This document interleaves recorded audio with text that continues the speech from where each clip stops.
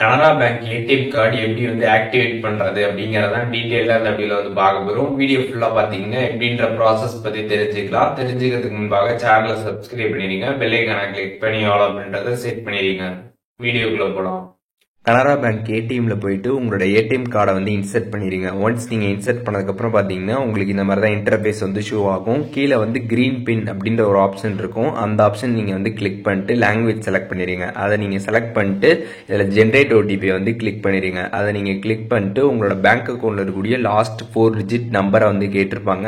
அந்த நம்பரை பார்த்தீங்கன்னா நீங்க கரெக்டா வந்து இங்க என்டர் பண்ணிடுங்க. அதை என்டர் பண்ணிட்டு கீழே பார்த்தீங்கன்னா கரெக்ட் அப்படின்ற ஒரு ஆப்ஷன் இருக்கும். அந்த ஆப்ஷன் கிளிக் பண்ணதுமே உங்களோட பேங்க் அக்கௌண்ட்ல லிங்க் இருக்கக்கூடிய மொபைல் நம்பருக்கு பாத்தீங்கன்னா ஓடிபி வந்து சென்ட் பண்ணுவாங்க. அந்த ஓடிபி பார்த்து என்டர் பண்ணிட்டு கரெக்ட் அப்படின்றத நீங்க வந்து கொடுத்துருங்க. ஒன்ஸ் நீங்க கொடுத்ததுக்கு அப்புறம் பாத்தீங்கன்னா உங்களுக்கு ஃபியூ செகண்ட்ஸ் பாத்தீங்கன்னா வந்து லோடிங் வந்து ஆகும். நீங்க வந்து வெயிட் பண்ற மாதிரி வந்திருக்கும்.